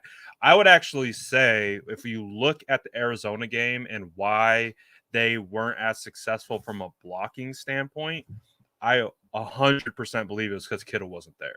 They were trying to run outside the tackles. They were running 2 tight end set more often than I had even seen prior to that. But with Kittle being out, they thought they could get it done with Ross Dwelley and Charlie Warner. And unfortunately, Ross Dwelley did not have a good game and resulted in many blown up plays as a result. And it wasn't just Ross Dwelley, but when we look at these outside runs and what they're trying to do, getting to the outside, he was a big reason why he was a reason why they didn't score a touchdown. I think you could even look at him on 2 touchdown plays But Ross Dwelley unfortunately didn't have a good game. So I'm actually looking at it more from the standpoint of now Trey Lance can play with George Kittle and have the blocking in full force, and they should be okay. Again, the offensive line has been the most consistent unit throughout the entire year, I believe, on the entire team. They have been performing well, even with Mike McGlinchey not being there. So I don't necessarily think it's going to be much of an issue at all. I think they should have enough time to adjust. I also am going to be curious to see which version of the playbook we kind of see, because I think the game against the Arizona Cardinals kind of took me back a bit based on what they were doing from a formational standpoint, just new wrinkles that we really hadn't seen up until that point or come to known from Kyle's offense. So it did look like they were running a couple new concepts, like they were running like these backside power plays where Mike McGlinchey had to be the point of attack in a straight power scheme, and he had to hold like JJ Watt at this like leverage, and Trey's trying to run off his hip, and I'm just like, man, that just doesn't feel like that is the strength of our offense, and that's not playing to the strengths of Mike McGlinchey's. So it just was an interesting situation, but again, we don't know what goes into the game planning, what they're trying to execute and do. So I'm interested to see if Trey Lance starts against the Texans, what that actually looks like. SG wants to know thoughts on Trey Lance. Go for it. I think that Trey Lance is a guy, like, just to like sum it up, I think he's a guy that we're going to see Kyle utilize as I don't want to take away from his throwing ability, but I think part of the reason why the Niners drafted Trey Lance was he is so gifted as a runner. I watched every single snap pretty much that he took before the draft and after. I fortunately had access to North Dakota's All 22, the coaches' film and stuff. And what stood out to me more so than his throwing ability, he has a great arm. He can play under center. I think he goes through his reads well. He throws to where the spot needs to be. But what really, really stood out to me was he is just so gifted. He's so patient. He allows his blocks to develop in front of him. He's a big guy. He's like 6'4", 225, really fast in the open field. And I think that we're really going to see Kyle utilize him, especially early on, as a guy that he will and again, it feels like, they've moved all this capital. People don't want to see a running quarterback. And I see people get all mad. If the 49ers are putting up a lot of points because of it, I don't think it matters if he's throwing, running, kicking the ball, doing whatever. If they're putting points on the board as a result of it, it should be viewed as a success.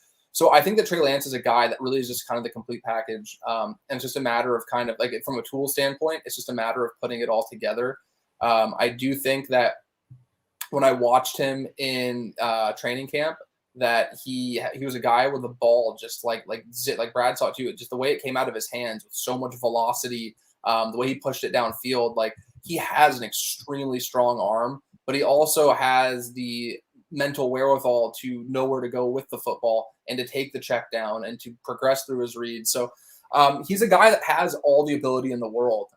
Admittedly, there were some rookie quarterbacks that I had some concerns with.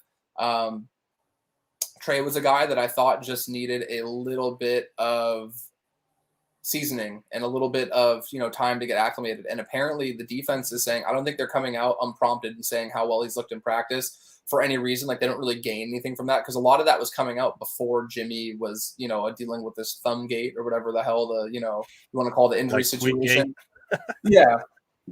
So I think that I think that Trey Lance is a guy. So just that's my thoughts in general. And for right now, I think he's a guy that can give them that dynamic ability and can extend plays and can do that. But I also think that he is a rookie. And if he struggles a little bit to acclimate to the speed of the NFL game, if defenses tend to, throw a little bit of disguise looks at him, change stuff post snap, really kind of throw the kitchen sink at him, it wouldn't surprise me at all to see him take some growing pains. But my, whole thought process on that is I would rather take the growing pains with all the dynamic ability that Trey Lance has than see the same growing pains from somebody who doesn't have that. And again, it's about Trey Lance, not about the other guy, so I don't want to get into that. But I do think that it's something that the 49ers need to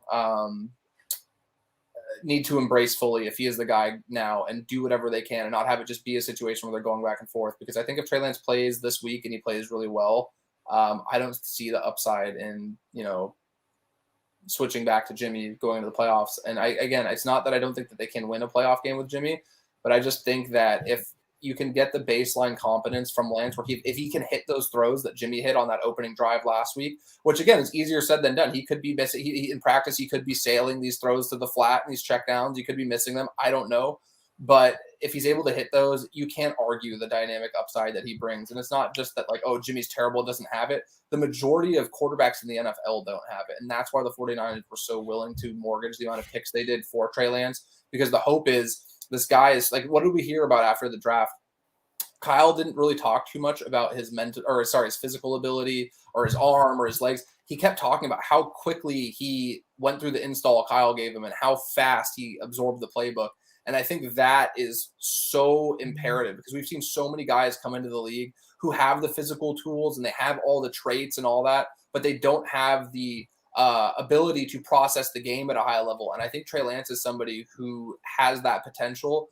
And if it gets fulfilled, the 49ers are now in a spot where they have this scheme that we've seen Nick Mullins win games in. We've seen, Jimmy Garoppolo's 30-14 in the scheme or whatever his record is. If you get a guy who has that dynamic ability and you pair it with this scheme that's going to put quarterbacks in the offense in a really good spot to succeed, then the 49ers can start trending back towards that team that we were just talking about, where they're in that discussion as a playoff team every year, because that's the one constant you see. Defenses are going to change, offensive lines are going to change, receivers are going to come and go, but these teams that have that dynamic quarterback talent are consistently in the running, and these teams that have a dynamic quarterback talent and a good coach tend to be in that Super Bowl conversation every year, and I have no reason to believe that can't be Trey Lance and Kyle Shanahan.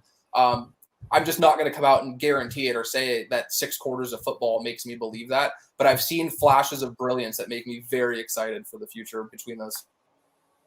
Absolutely. And I agree with a lot of what you're saying. I think Trey Lance has an opportunity, if he gets the start against the Texans, to make it his job here for the foreseeable future. I think I think it would benefit both Jimmy Garoppolo and Trey Lance. I mean, Jimmy's hurt, especially if he's dealing with the thumb. It'd be good to put him on ice for a second, allow Trey Lance to come up and see what he can do against the Texans, as well as see what he can do against the Rams, because the Rams could very well be someone the 49ers play in the playoffs if they are able to get in and sneak in. So if Trey Lance is the guy, while Jimmy is hurt, I think it would benefit him to get some experience, because all the things that you've talked about all his intangibles, measurables, he has it all. It's just he lacks the experience. And right now, the Texans offers a beautiful opportunity to get him experience. And I think that's what he needs the most. And so get him the live reps against the Texans. We'll see all the things that Jordan talked about. We'll see the arm. We'll see the legs. We'll see the processing. We'll see it all. And I think we'll see a lot different situation than we saw against week 5. And I feel like him not playing for about those 2 months will actually benefit him. And based on what we're hearing from practice, again, George Kittle was at the podium while we have been talking, and he said that Trey Lance looks much better than he did training camp when last we saw him and the beat reporters got to see him. So the pump up for Trey Lance has begun. They're talking glowingly about him. That being the players, coaching staff, and all that stuff. It does feel like Trey Lance is trending towards playing against the Texans. So it's going to be very interesting to see what we get from Trey Lance. But I'm very optimistic about his potential and what he could be in this scheme. Justin says, is the Lance wobble ball going to mess with wide receivers much, like the left-handed spiral from Steve did once they moved off to Joe? Do you feel, Jordan, that Lance throws ducks? I don't think he throws ducks, but I do think that there are some guys don't throw a tight spiral down the field every time they get let go of the ball. Some guys do, and I think that that's something that tends to get overlooked sometimes. But I would say no, because they've been catching balls from a guy who doesn't throw a tight spiral for the last 4 seasons. Jimmy does not throw, particularly when he has to put a little bit of arc and trajectory on the ball downfield. It does tend to wobble a little bit. And that's not a knock necessarily. I have, a long list of my favorite players I ever watched play with. We're talking specifically quarterbacks. There's 2, Michael Vick and Peyton Manning. And Peyton Manning threw wobbly passes with the best of them. This guy was consistently throwing balls that may have looked like ducks or may have looked like they weren't the most aesthetically pleasing, but he put them in the right place and he threw them with timing and anticipation. And I forget what he ended up. He ended up with like 538 touchdowns or something. I apologize for not knowing the number off the top of my head. But my point is that as long as you're putting the ball in the right spot, no, I don't think there'll be a bad adjustment. And again, it's not like they're catching balls from a guy who's throwing tight spirals every time he goes out. There's plenty of times where I see Jimmy throw balls that are wobbly, that don't have that, tight, decisive spiral behind it. I think it's in an ideal world, like, yes, you're going to have a guy throw a ball. It's easier to catch a spiral ball, but I don't think it's going to mess with them too much just because they've already proven they can catch them from the current quarterback. And I don't think it's something that happens every time he throws the ball. Like, it's, every few throws, like, yeah, I've seen Lance throw the ball where I'm like, okay, it may not be, again, as aesthetically pleasing as I'd like it to be, but hey, if they're scoring touchdowns with, like, I forget what the direct quote is, but somebody asked Peyton Manning about that. They're like, you threw a lot of wobbly passes in your career. And he, like, cut the dude off and was like, I threw a lot of wobbly touchdowns. Like, put some respect on my name. Like, exactly. If you're he never threw a spiral, and he's one of the best quarterbacks to ever play. Yeah, it really doesn't matter. But, it's a good question, though, Justin, because I do think that is something that, I have noticed. I do think Trey's mechanics are something that have looked different from the time we watched he was in college to this training camp to now. Like, I definitely think that they are altering some things. So maybe with a slight mechanical change or a slight change in his windup or something, it does change a little bit. But I think one thing I took away from watching him throw the ball was that he seemed like a naturally gifted thrower of the football.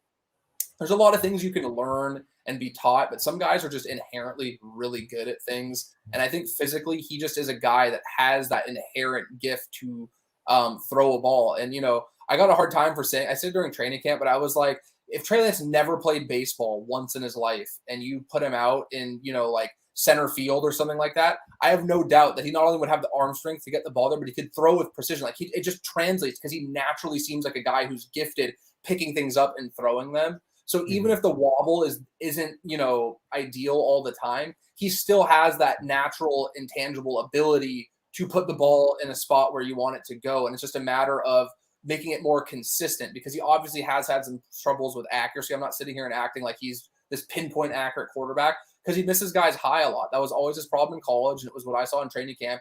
He would tend to put a little bit too much, and we saw that in the Arizona game when he took that shot downfield, and he ended up overthrowing. I think it was like Travis Benjamin. I could be wrong. I'm sorry. And he threw a pick on that first drive. But he is just naturally like when you sit here and you watch him throw a football 150, 200 times over the course of an hour and a half, you get very it's like you can't take your eyes off of it, because, again, it's just something that he just is able to do. And if he's able to refine those accuracy problems added with his natural arm talent, like, the sky's the limit for the guy. And I don't care if he wants to throw rugby passes, if they're turning into points, I don't care personally. Tay K47 says, I threw wobbly passes at recess all the time, guys, and I still won games. Not that big of an issue, just saying. I agree. I don't think it's a big issue. I think the issue is accuracy and ball placement. That's because it doesn't matter how good of a ball you throw. If you're throwing it you're throwing suicide slants, you're throwing balls too high, you're throwing balls behind, you're not throwing in stride, you're not allowing guys to run under it. That's the issue. Like, I don't care. Like, yes, is it aesthetically pleasing to see it look beautiful and just zip out? Yes, that looks great, but that is not my number one concern. And Peyton Manning, I think, is the ultimate example. I could care less what the ball looks like as long as you're getting it on time, where it needs to be, and with accuracy. Could care less. So I also think that Trey Lance does have the ability to throw spirals. I think one of the biggest takeaways from watching him against the Cardinals was him just settle in. Once he got comfortable, he started slinging it. And you had that beautiful out to Brandon Ayuk on the sideline that was on a freaking rope. That was a beautiful spiral. So he's capable. It's there. we'll see what it is. He's a rookie. It will come with consistency, and all that kind of stuff. But let's see. We've been on here for a minute, Jordan. I know we could probably talk for about another 3 hours if we wanted to, but give me one takeaway, one thing that you're going to be looking for the 49ers against the Texans. I want to see how they continue to use Brandon Ayuk, because I think Ayuk has also been kind of he's not dominating the news cycle with, why isn't he getting the ball and is he in the doghouse and stuff, but he's also not getting the ball at the rate Deebo Samuel is. And I think that's kind of overshadowing a lot of the really good stuff that Brandon Ayuk has done. I think that he has been really good as a run blocker too, which I understand you may not always see on a broadcast angle, or you might not get talked about. But I think that he has played tremendously well over the last few weeks. And I would really like to see how they look to get him the ball and look to, as teams start kind of keying in on Deebo and Kittle, especially as you get into the playoffs and they're game planning around taking those guys away, if he can be that guy. And we saw him last couple of games have some really big receptions where he's showing that ability after the catch, where he has that shiftiness, that elusiveness. So I'm just really interested to see how he continues to progress and how they look to get him the ball. And, I just wanted to give him some props too, like I said, because he has been really, really pivotal to the success they've had running the football as well. And as you know, offensive linemen rarely get credit for it, but receivers even more so. Guys generally aren't going to get shouted out for run blocking as a receiver, but it's really critical to the success that they've had. So I just wanted to give them some credit for that. Absolutely. So obviously it's been a wild ride since that Thursday night football against the Titans. There has been plenty to come up, and there's still plenty to come out, because we still need to find out who the starting quarterback is going to be against the Texans. It's going to be very interesting. I do want to shout out the chat. We see you guys in here keeping us going. We've been going for a while. So if you've been in here the whole time, you get a cookie. Congratulations. And we appreciate the constant support and engagement. Again, we got the likes in here up to 122. We really do appreciate it. Please, if you are new, hit that like, hit that sub. And also, Jordan, where can they find you and your work and read more of your stuff? You can follow me on Twitter. My @'s right here on the screen. I do a lot of stuff on there. That's, if it's not something that I'm going to put into an article, or it's like quick, that I'm not going to write about, I usually do it there. I do film breakdowns and stuff every once in a while. It's just observations I had. And then I also write for Niners Nation as well. So, you can pretty much find me, majority, those two places. And yeah, I just want to echo what Brad said. It was really fun. A lot of the people in the chat that were here consistently throughout it, I'm entertained. I read the stuff as it's coming in. So I appreciate it. Even if we may not always agree, or if you guys don't, agree with what I'm saying, I do appreciate you guys watching. I have an Instagram. I think it's Jordan Elliott, 2 capital N's after, so it's Jordan Elliott. And then I admittedly haven't been posting on there as much as I should be. Brad is the GOAT of Instagram, as you guys know.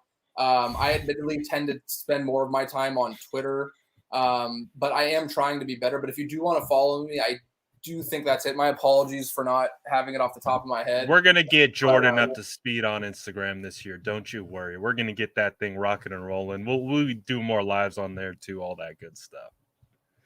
Absolutely. Yeah, I appreciate that. I definitely will. But I apologize. I wish I had one where I was doing stuff. But if you do have Twitter at all, I am on there pretty much every day putting stuff out. So I just have tended to kind of stick in that lane rather than both. But yeah, this was a really fun one. And again, I apologize for my rants or if I've been rambling a little bit, but it's been a wild week and I haven't really had time to think about it. So I appreciate anybody who listened. You guys are awesome. It's been a freaking wild week. It's been a wild year, and it's not going to stop anytime soon.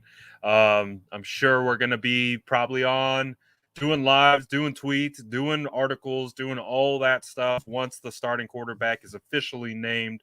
We'll find tomorrow's going to be the big day. The practice report for Friday will be the big indicator. Is he limited? Is he out? We'll start to get some information about what it's going to be trending towards for the game. So make sure you guys stick around. Spicy Jordan, he'll be back here too as well. So I appreciate you guys as always. Thank you so much. Sourdough Squad is undefeated. We will see you guys tomorrow. Appreciate you.